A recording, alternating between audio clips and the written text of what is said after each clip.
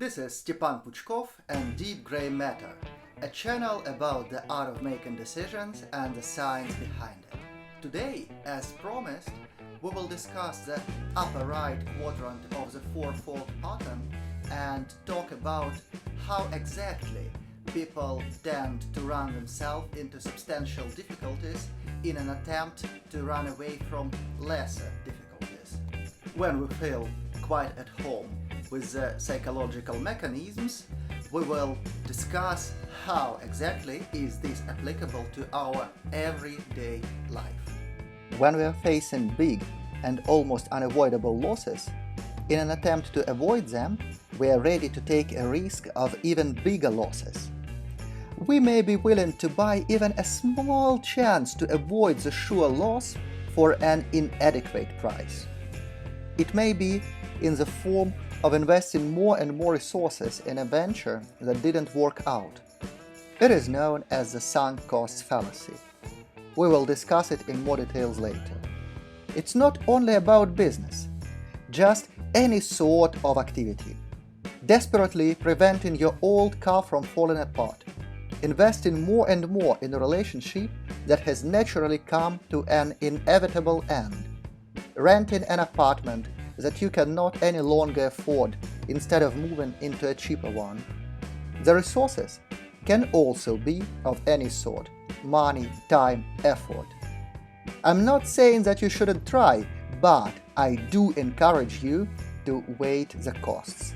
Sometimes it is worth just letting it die, although psychologically it is a difficult thing to do. The bad thing is that the resources you are investing into avoiding the loss must come from somewhere. Trying to avoid a loss may make you avoid opportunities. Sticking to a toxic relationship prevents you from building a new, good one. Or it can even bring you bigger troubles. For instance, if you start borrowing for lifestyle you cannot any longer afford. Both lost opportunities and direct expenses are costs. And as costs pile up, they can turn a manageable, although unpleasant situation into a complete disaster. Game theory has an instrument for dealing with a situation where the fear of losing something that a person considers to be of value can make him risk a vastly disproportionate loss. The game of chicken. Imagine two teenagers speeding towards each other along a one-lane road. The one who swerves is a chicken, the other is a hero.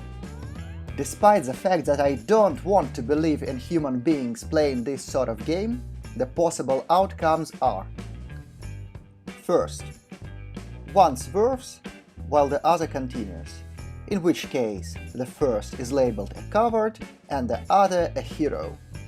Second, both swerve, in which case neither wins or loses. Or finally, both continue, which leads to a collision resulting in fatal damage to the cars and most likely to the drivers. I used arbitrary numbers for the payoffs to indicate that the risk of death is absolutely disproportionate to the dubious distinction of a brave guy. The difficulty of the game of chicken is that it doesn't have a dominance strategy. What is dominance strategy? Let's revise the prisoner's dilemma. Here, for every combination of choices, there is an incentive to defect. Suppose Miss A thinks that Mr. B is going to cooperate. She should prefer to defect, since in this case she goes free, rather than spending a year in a jail. The situation is exactly the same for Mr. B. On the other hand, if Miss A thinks Mr. B is going to defect, she should also want to defect and serve 2 years instead of 3. Again, it is the same for Mr. B. On the contrary, in the game of chicken, the preferred strategy depends on the chosen strategy of the other player.